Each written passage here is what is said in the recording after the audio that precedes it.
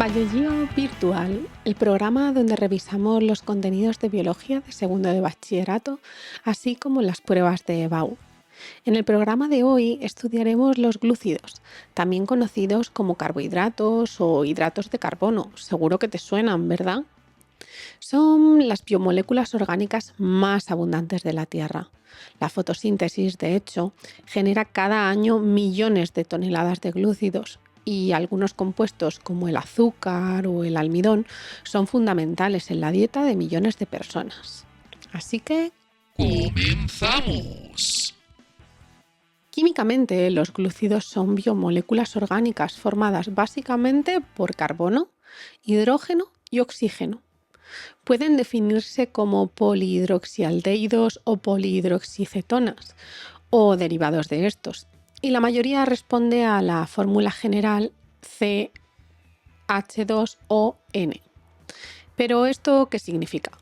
Pues van a ser una combinación de carbonos con grupos hidroxilos que contienen un grupo carbonilo. ¿Recuerdas los grupos funcionales del episodio de los bioelementos? No te preocupes, que lo vamos a ver en detalle. Pero antes de pasar con la química de los glúcidos, necesitamos saber algo más sobre ellos.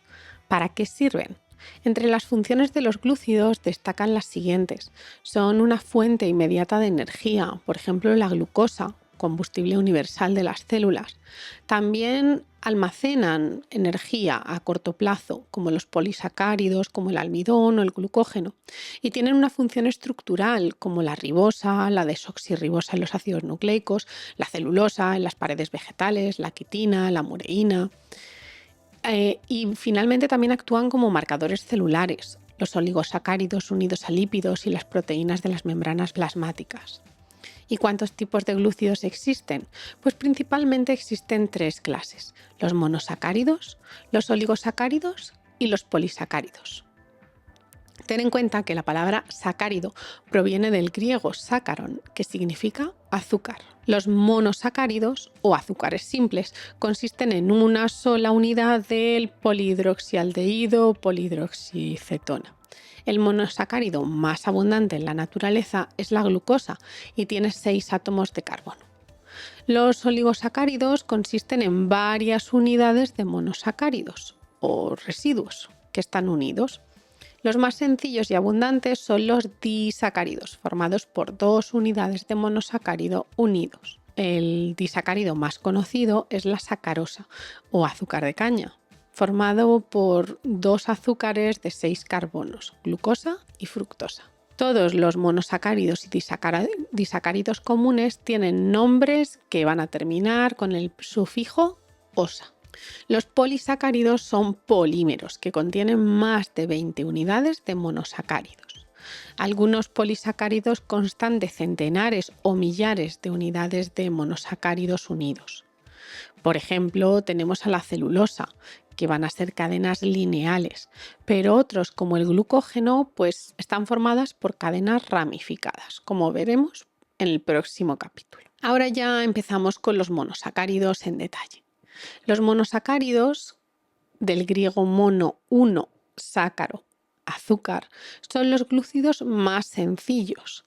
Los monosacáridos son sólidos, incoloros y cristalinos, solubles en agua e insolubles en disolventes no polares. La mayoría van a tener un sabor dulce.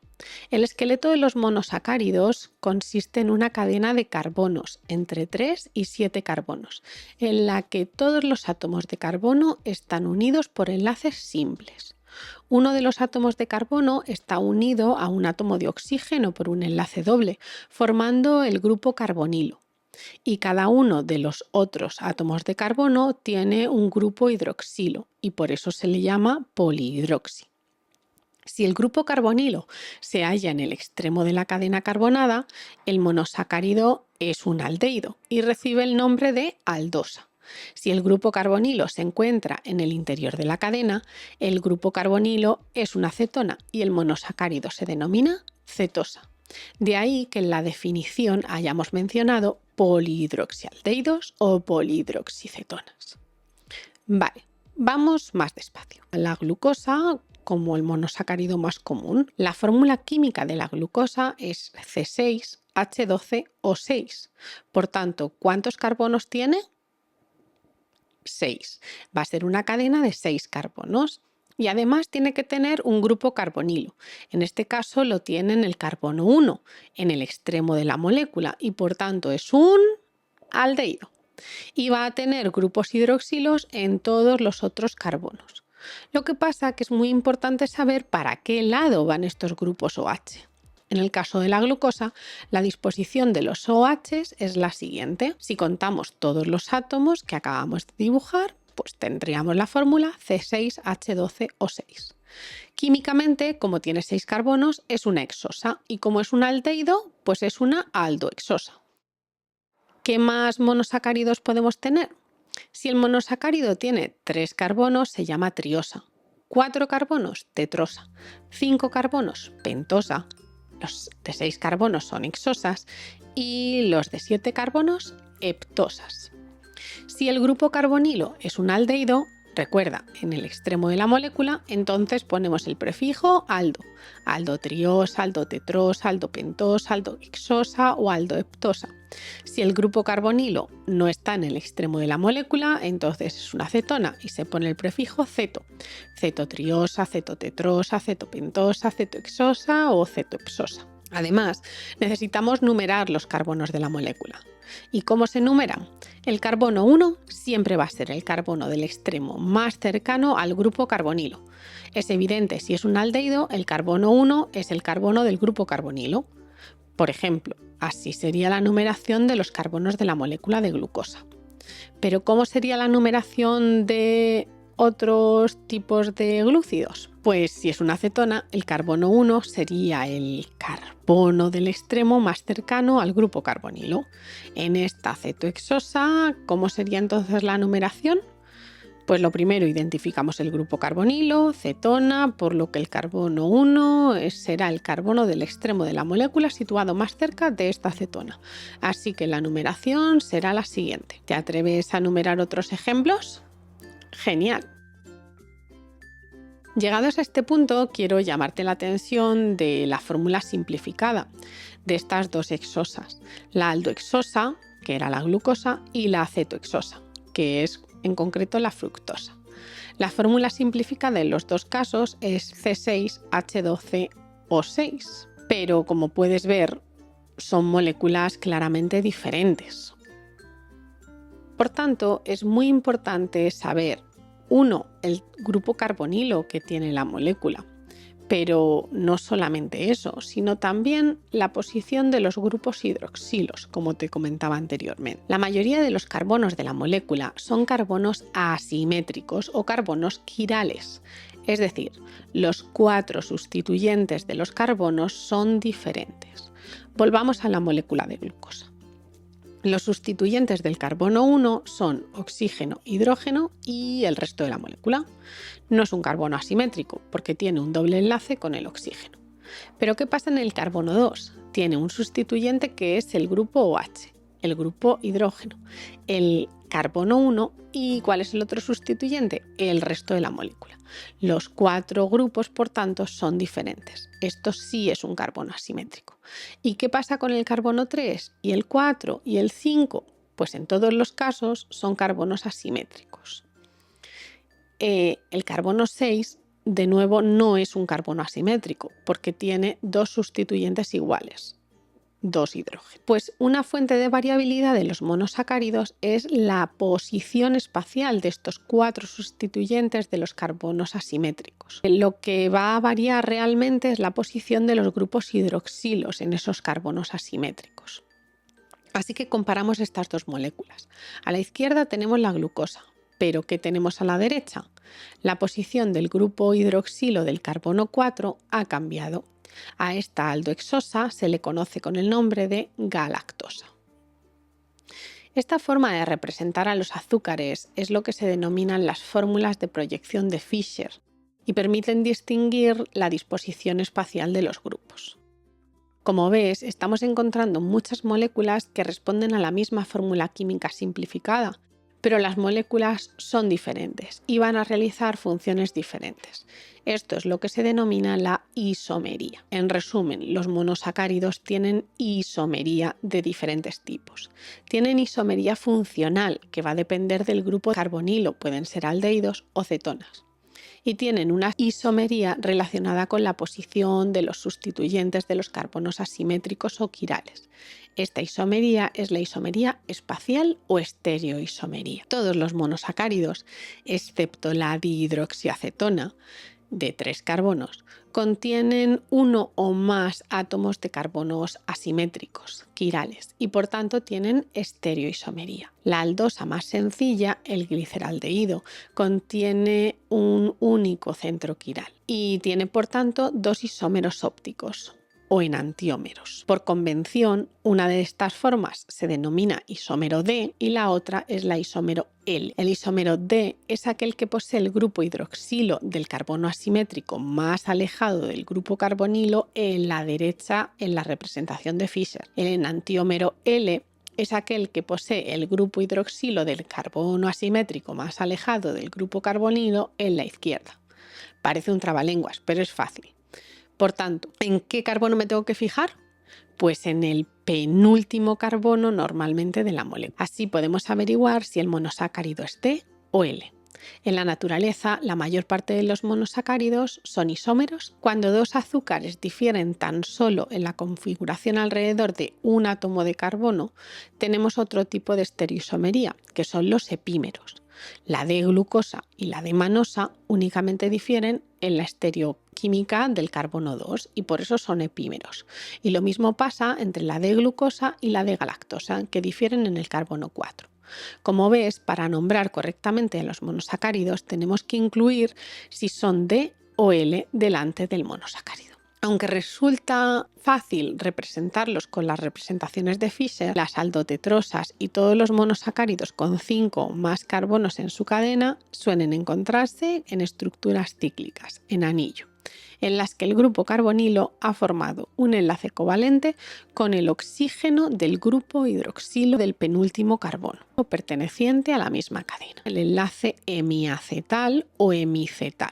Se pueden dar dos tipos de anillo, formas pentagonales, que son las furanosas, o formas hexagonales, que son las piranosas, por la similitud que tienen con estos anillos de furano y pirano. Así que vamos a probar ahora a ciclar. Por ejemplo, la glucosa. Se va a formar un enlace entre el grupo carbonilo y el hidroxilo del carbono 5 y por tanto la molécula se va a ir acomodando de la siguiente manera. Como puedes observar, se ha generado un nuevo carbono asimétrico o quiral, que es el carbono del grupo carbonilo, que en este caso se corresponde con el carbono 1. Este nuevo carbono asimétrico generado se denomina carbono anomérico y hay dos estereoisómeros posibles, que son los dos anómeros, alfa y beta. Se denomina alfa cuando el grupo OH está hacia abajo y beta cuando está hacia arriba. ¿Cómo representarías la forma cíclica de este monosacárido? Pues aquí tienes la solución. Para nombrar correctamente a estos monosacáridos, ahora hay que incluir esa forma cíclica. Este tipo de representación se denominan fórmulas de Haworth. Y a pesar de todo es una representación. El anillo de piranosa no es plano, sino que tiende a asumir una de dos conformaciones. Si se encuentra en la forma cis de nave o también se puede encontrar en la forma trans en silla. Además, los monosacáridos en disolución también desvían la luz polarizada, dando lugar a un nuevo tipo de isomería, que es lo que se denomina la isomería óptica. La presencia de carbonos asimétricos confiere esta propiedad a las moléculas y pueden desviar el plano de luz polarizada cuando pasa a través de una disolución. Se denominan dextrógiros los que desvían el plano de la luz polarizada hacia la derecha y levógiros los que lo desvían hacia la izquierda. ¿Y cuáles son los monosacáridos más importantes de los seres vivos? El gliceraldehído y la dihidroxiacetona en su forma fosforilada, ¿no? Los gliceraldehídos 3-fosfato y la dihidroxiacetona fosfato son metabolitos muy importantes en la degradación de la glucosa en la glucólisis y en la biosíntesis de glúcidos en la fotosíntesis. La eritrosa, que también aparece de forma fosforilada, es un intermediario importante en el ciclo de Calvin y también de otras rutas metabólicas. Entre las pentosas cabría destacar a la ribosa, que forma parte de los ribonucleótidos del ARN, pero también a la 2-desoxirribosa, que forma parte del ADN, y la ribulosa, un importante intermediario de la fotosíntesis. Entre las hexosas destaca, por supuesto, la glucosa, la fuente principal de energía de las células, pero también encontramos a la galactosa, que sirve de combustible energético y que suele encontrarse asociado a la glucosa, formando lo que denominamos lactosa, el azúcar presente en la leche. También la fructosa, que es el azúcar de la fruta y de la miel, que también la encontramos, por ejemplo, en el líquido seminal y es el nutriente de los espermatozoides. Cuando se combina con la glucosa va a formar el disacárido sacarosa, ese azúcar que tienes en casa. En muchas bebidas gaseosas y alimentos procesados se suele poner lo que se denomina el jarabe de maíz, que tiene alto contenido en fructosa. Y existen además una serie de monosacáridos que son monosacáridos derivados, en los que un grupo hidroxilo del compuesto original está reemplazado por otros sustituyentes, o bien uno de los átomos de carbono se encuentra oxidado en forma de ácido carboxílico. Tenemos así a los aminoazúcares, donde un grupo hidroxilo se haya reemplazado por un grupo amino. Por ejemplo, en la glucosamina, la galactosamina, el grupo hidroxilo del carbono 2 del compuesto original se ha reemplazado por un grupo amino. El grupo amino casi siempre está condensado con ácido acético, como en el caso de la N-acetilglucosamina. Este derivado de la glucosamina forma parte de muchos polímeros estructurales, entre los que se encuentra la pared de la célula bacteriana. Estas paredes también pueden contener otro derivado de la glucosamina, el ácido N-acetilmurámico. Otra modificación son las desoxificaciones. El ejemplo más conocido es la desoxirribosa del ADN. El grupo hidroxilo del carbono 2 ha perdido un oxígeno y se sustituye por un hidrógeno. Estos azúcares en forma desoxi se encuentran en muchos polisacáridos. A veces podemos tener también azúcares ácidos. En este caso, el carbono se oxida. Normalmente ocurre la oxidación del carbono del extremo de la molécula, el C6. Si ocurre eso, la glucosa, galactosa o manosa da lugar al ácido urónico, glucurónico, galacturónico. Otras propiedades de los monosacáridos son que son compuestos reductores. Los monosacáridos tienen tendencia a ser oxidados por agentes oxidantes relativamente suaves. En estas reacciones, el carbono carbonílico se oxida a ácido carboxílico. Y esta propiedad es la base de la reacción de Fehling, un ensayo que indica la presencia de azúcares reductores. Ten en cuenta que en las reacciones redox siempre hay un compuesto que se reduce y otro que se oxida. También podríamos utilizar este tipo de valoraciones para ver cuánto azúcar, cuánto monosacárido existe en una solución. Incluso durante años se utilizó este procedimiento para determinar el contenido de glucosa en sangre, por ejemplo, para el diagnóstico de diabetes, aunque hoy en día evidentemente se utilizan otros métodos. Como puedes ver, los monosacáridos son moléculas muy importantes para los seres vivos y son la clave para entender el funcionamiento de los glúcidos. En el próximo programa hablaremos sobre los oligosacáridos y los polisacáridos. Hasta la próxima.